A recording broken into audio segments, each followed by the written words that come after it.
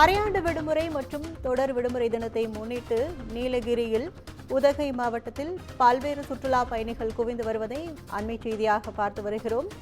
விடுமுறை தினத்தை முன்னிட்டு படகு இல்லத்தில் சுற்றுலா பயணிகள் குவிந்து வருகின்றனர். கூடுதல் விவரங்களை செய்தியாளர் அன்பழகன் வழங்க கேட்கலாம்.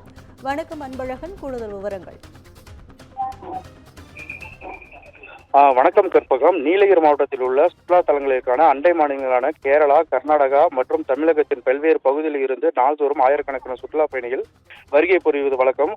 குறிப்பாக முதுமலை புலிகள் காப்பகம், பைக்காரா படகு இல்லம், தொட்டப்பட்டா சிகரம், உடகை படகு இல்லம், ரோஜா பூங்கா, அரசு தாவரியல் பூங்கா உள்ளிட்ட பல்வேறு சுற்றுலா தலங்களை கண்டு ரசித்து செல்கின்றன. இந்த நிலையில் வார விடுமுறை மற்றும் தொடர் விடுமுறை காரணமாக உதகையில் உள்ள சுற்றுலா தலங்களில் சுற்றுலா பயணிகள் கூட்டம் அதிகரித்து காணப்படுகிறது.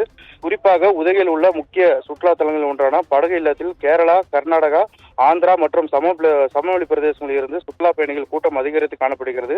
படகு இல்லத்தில் மிதிப்படகு, மோட்டார் படகு, துடுப்பு படகுகளில் சவாரி செய்து வார விடுமுறை மற்றும் தொடர் விடுமுறை சுற்றுலா பயணிகள் உற்சாகமாக கொண்டாடி புகைப்படம் மற்றும் செல்ஃபி எடுத்து மகிழ்ந்து வருகின்றனர். கற்பகம். விவரங்களுக்கு நன்றி அன்பழகன்.